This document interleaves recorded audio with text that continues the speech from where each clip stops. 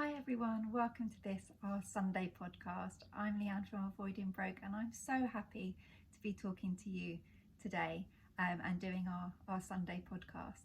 So it seems like recently Jermaine and I have been tag teaming on these podcasts, so I hope that you're enjoying this and I'm really pleased to be back talking to you. So what I wanted to talk to you about today is actually a book that I just finished recently, and I found it a really great, inspiring book. So I just wanted to share some of the key things that I took away from that book with you. I know there are so many things going on in the world today, in the world of finance and the financial, the cost of living crisis, and we see headlines every day about prices increasing for things like food, energy, all of those kind of essentials that we have. And I know that Jermaine does a lot of work talking about those and sharing his ideas with you. And I just think at a time when there's things that we can obviously do to help ourselves in these situations, and we've spoken about those, trying to make good switches, and also the importance of budgeting and sticking within your budgeting and cutting down and things like that. I just think some of those price increases are obviously outside of our control, which led me to want to talk to you today about this book that I've read, because I think there are things that are in our control that we can do. And part of this book is about being happy, and so that's what I wanted to share with you today. So what is the book? I should get onto that, shouldn't I, really? So the book is The Courage to Be Disliked, and if you're watching this on YouTube, then I've got the book up here so you can see it. It's a really great book. It took me a while to get into it at the beginning, and I actually put it down for a couple of months and then picked it back up again. But I am so happy that I stuck with it, because I honestly think it is a great book. It has the format of a professor talking to a young person. A young person, I guess they call them the youth in the book, but I imagine them myself to be kind of like a university student, early 20s, that like really early 20s, that kind of thing. And it's their conversation, and it's a great book. And it's based on the theories of Alfred Adler, who, after reading this book, I really, really want to learn more about. So I've actually bought 2 more books to help me learn a bit more about it, just because the teachings resonated so much with me. So enough of that, let me get on with it and what I took from this book. The first thing that really, really comes through in this book is that life is not a competition. We are all individuals. We all have our own strengths. And this, I think, is such a great thing to realise, because I think that sometimes society and the way the world is set up is to have us in competition with each other. You only have to look through things like social media and LinkedIn and things like that, with people posting all of their successes. And with that, yes, we are happy for people, but it can also create this sense of competition. You want to do something, this person got promoted at this age, so you're going to try and do the same, or people within your organisation and stuff like that. So one of the things that is really clear in this book is that life is not a competition. We are not in competition with other people. We are our own individual selves. We have our own strengths, our own weaknesses. We have our own goals, our own ambitions. We have things that are important and valuable to us that may not be important and valuable to other people. And that's great, because we're all unique. And this really made me think about something that Jordan Peterson had also talks very clearly about in lots of his speeches, and it's something that comes up quite a lot when I'm listening to him, which is, don't compare yourself to other people. That's not a fair comparison. They have their own life, their own experiences, their own childhoods, their own troubles, their own fears, their own hard times in life, which are completely different to you and your life.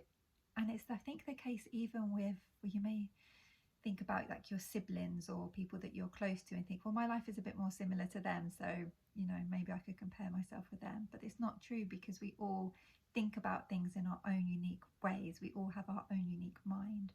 And so let's not compare ourselves to other people. We're not in competition with them. If you do want to be in competition with anyone, then what Jordan Peterson says is that you can compare yourself to who you were yesterday, And if you want to improve, just try and be a little bit better than that person that you were yesterday. And he's saying, you know, that is a game that you can win. And that, I think, is really important. And that comes through in this book as well, which is, you know, you're not in competition with others. Your life is your own. Make your life the best life that is the best for you, and concentrate on yourself. And I think that's a great lesson. The second one that I really took from this book is that not to live your life in pursuit of recognition from others. And it's kind of similar, I guess, to the first one about not being in competition with people, which is, you know, don't seek praise from other people either, or that kind of recognition from other people.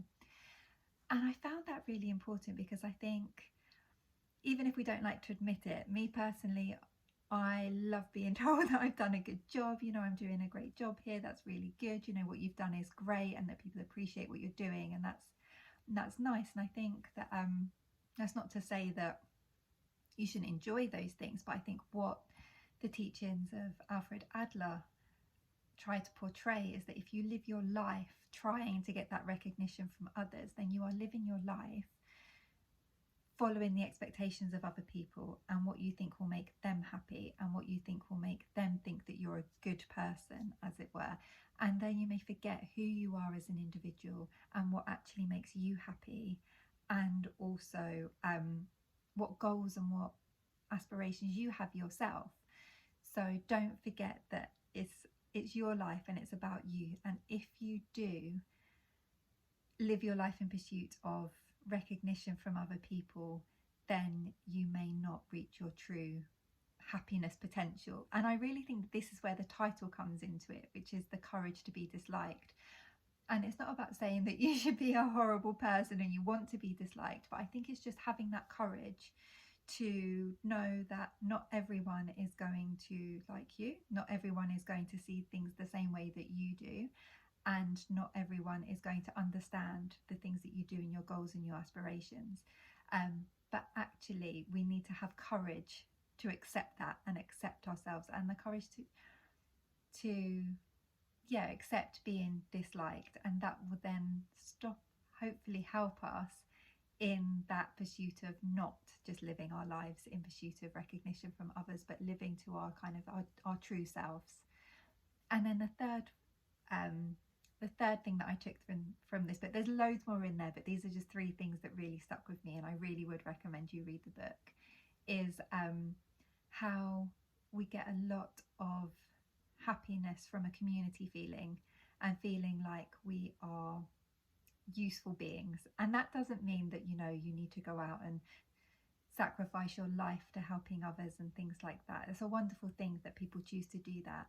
But what Adler is saying, that even just recognize that by being there and being a human being on this planet, and being a friend to somebody, a mother to somebody, a father, a sibling, a aunt, uncle, you know, whatever that relationship is that you have to somebody, you mean something to them, and therefore your life has got some value and worth to other people, to a community, and that actually can bring you a lot of happiness. And it got me thinking actually how these things fit together, because I was thinking before, you don't want praise or recognition from other people, but you want to be useful to other people. And, you know, but I think how it all fits together is that you yourself and what makes you happy. And ultimately, when you're happy and you're pursuing dreams and goals that mean something to you, means that actually you bring the best version of yourself to all of your interactions with other people. Because part of Adler's work on this community feeling is about, you know, we should see people as our friends and not our enemies. That should be our starting point, not that everyone is an enemy or who's against you or things like that.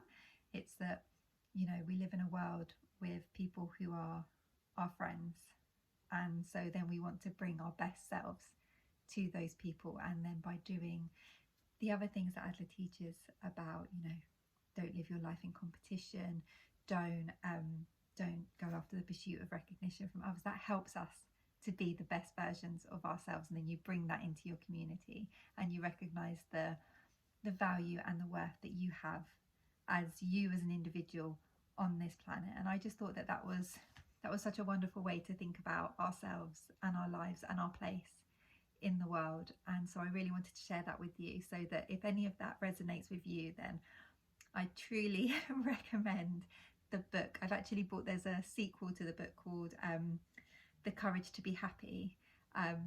So after I've read the book that I'm currently reading now, which is the Brief Answers to the Big Questions by Stephen Hawking, which is fascinating. If you haven't read that book, then it is, yeah, mind-blowing so far. I'm only about 80 pages through, but it is mind-blowing. So after I've read that one, then I will probably turn to The Courage to Be Happy, and I may be updating this video, so you may have a part 2 of this book review from me. But I'll leave it there. I really hope you found that useful. I'm so happy I got to share my thoughts on the book with you. You have a wonderful week, and I will speak to you again soon. You all take care of each other and yourselves, and I'll see you soon. Okay, bye guys.